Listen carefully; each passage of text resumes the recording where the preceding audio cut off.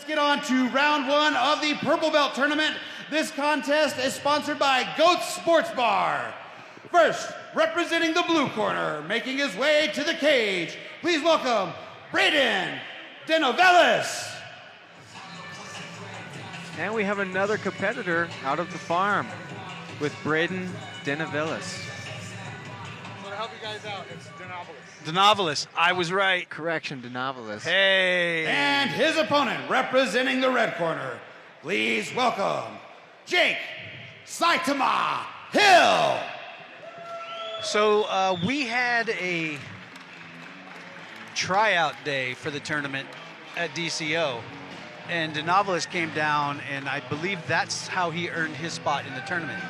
We invited any purple belt just to come down and roll live so we could take a look at a bunch of purple belts. Denovelis is one of the gentlemen that showed up. Another guy that showed up was Oliver Vickery, and he'll be coming up in the next round. Both competitors are making their debut this evening. The following contest is round one of the Purple Belt Tournament. First, hailing from Greeley, Colorado, representing the farm BJJ, please welcome Braden Denovelis. Denovelis. And in the red corner, from Chicago, Illinois, representing Ludwig Martial Arts, please welcome Jake Saitama Hill.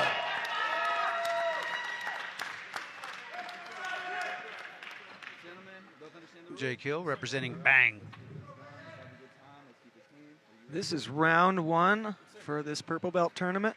Let's get it. This Purple Belt Tournament is how Drew Dewberry ended up with a title fight or a title match or title matches tonight. I don't know exactly what the adjective is for that. I think that sounds right. Ish. Ish. Something like that. Here we go. And the cage. See who can use the cage to their advantage. Jake Hill's got Denovelis stuffed up against the cage, but Denovelis is working for his grips. Hill is working for underhooks on both sides. Fighting through. Denovelis looks pretty comfortable up against the cage there. He's fine using it. Doesn't seem to phase him at all. He's using that overhook. Very wizard-esque. See what he does with this. Some like to get that leg in between to get the throw. More of an Uchimata type. Yeah, I like to hook the leg between just so I don't have to go for too far of a ride. Don't want to go flying. That's it. Vertical into the cage. It's bad news. Jake Hill content with stuffing Denovelis against the cage. He's just waiting for the right spot, looking for an opening. And he tried that hip toss. Denovelis does a good job of basing out. Denovelis likes having his back up against the cage. Looks like he's going for a guillotine here. Denovelis has been doing a great job of keeping his head on top, which keeps a lot of the weight off of him. He's making Hill carry the weight as long as he's keeping his head on top of the action. And Hill has to drive more of the action into the cage, so he's going to spend energy doing that. Right. Denovelis real calm against the cage. He's doing a good job hand fighting and keeping good hand position. Looks like Hill's trying to push to get a reaction so he can try to throw him off the reaction. Denovelis with an underhook and the belt. Yeah. Denovelis is just, he's not falling for no banana in his tailpipe. He's not going to get the rope and dope throw. There you go. Keep your chest position. Jake Hill now dropping down. Oh, no. He's going to go right back up and keep working on that. He's got an overhook now, huh? If Hill's going to keep driving like that, I think it would make more sense for him to start trying to get in on the legs. Yeah, I would want to see him lower. Change levels, go for a double or a single. Yeah. Or hook one ankle and start spreading the legs of Denovelis out so you can start to work. He's not really doing much to control the legs or make Denovelis think about the lower half of his body. Yeah. If I'm Jake Hill, I'm going to scoop an ankle with my ankle and start spreading apart Denovelis' feet. Denovalis is real smart. Turns and blades his hips against the cage. He's doing a good job of creating angles and keeping his hips away. Yep. Jake Hill reached down for that single leg.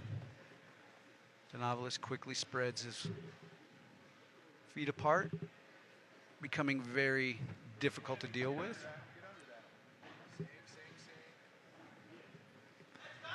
That belt control in the gi makes a difference. It really allows you Sure. to control the hips. Hill pressuring in.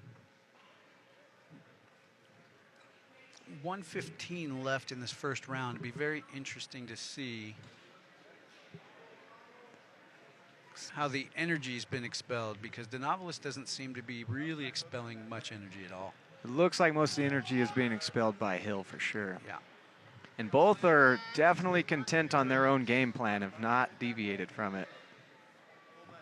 See right there, he's got there. That's smart. There we go. That's what we were looking for. Hill ends up right into mount. Yeah, that's what I'd been calling for, is wanting him to hook that ankle up. Now let's see what Denovalis has working from the bottom mount position.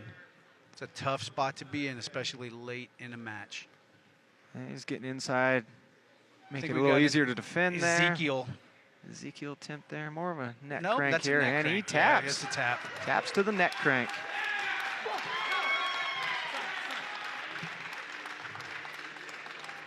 Denovalis was so patient for so long. Eventually, things are going to happen. It was a war of styles there. Very a much war of so. attrition. Ladies and gentlemen, your winner and advancing to the next round of the Purple Belt Tournament, Jake Saitama Hill. Great job from both competitors there. Very patient from Denovalis. A lot of hard work from Hill. Finally opened a door. They both pushed their game. They stayed in good positions, and Hill came out on top. Yes, he did. I don't know if we've mentioned it or not, but apparently Namajunas broke a finger early in the first round of their match. When you break things in the middle of a match, that definitely changes how things go. I saw him over at medical getting attended to and had some sign language conversation with his corner, and they verified that he broke a finger very early in the first round. Especially in a gi match, you're getting that thing caught in the gi and caught up in the fabric. Stuff spins and you didn't want it to go there.